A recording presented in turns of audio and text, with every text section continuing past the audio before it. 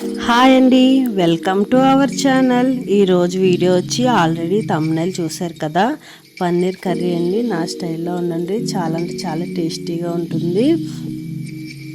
అయితే ముందుగా పన్నీర్ ముక్కల్ని మీకు ఏ స్టైల్లో నచ్చుతుందో ఆ స్టైల్లో కట్ చేసుకొని పన్నీర్ ముక్కల్ని, అంటే ఒక్కొక్కరు పెద్దవి తింటారు, ఒక్కొక్కరు చిన్నవి తింటారు కదా, అందుకని చెప్తున్నాను.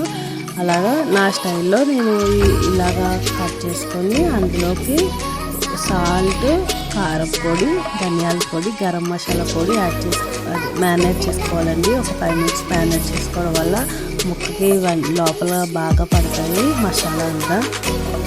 అలా మ్యారినేట్ చేసుకున్న ముక్కల్ని కొంచెం కళాయి తీసుకొని కొంచెం అందులో ఆయిల్ వేసుకొని మ్యారినేట్ చేసుకున్న పన్నీర్ ముక్కల్ని వేసుకొని ఒక 5 minutes బాగా ఫ్రై చేసుకోవాలండి.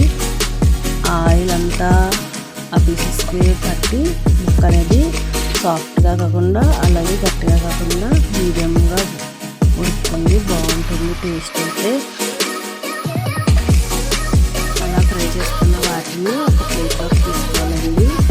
మొత్తం ఫ్రై చేసిన ముక్కల్ని ఒక ప్లేట్లోకి తీసుకొని అదే ఫ్రైలో కొంచెం ఆయిల్ వేసుకొని సన్నగా తరిగిన ఉల్లిపాయలు, సన్నగా తరిగిన టమాటా,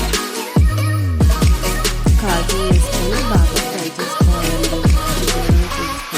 ఫ్రై చేసుకోండి. ప్లీజ్ అండి, నా వీడియోస్కి అయితే వ్యూస్ వస్తుంది, కొంచెం సపోర్ట్ చేయండి.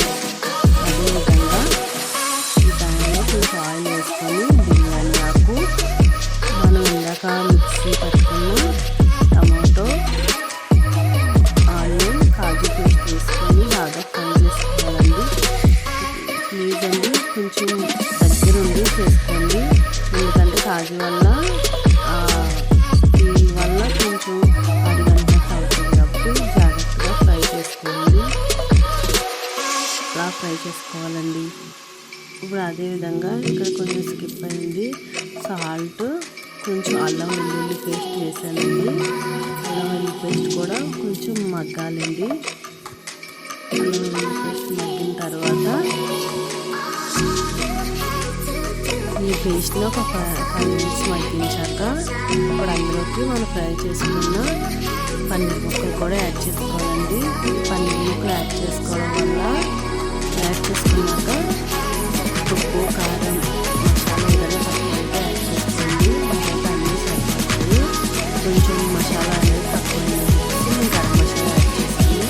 ఇలా బాగా ఫ్రై చేసుకున్న కర్రీలోకి కొంచెం వాటర్ అనేది వేసుకొని సిమ్లో ఒక 5 minutes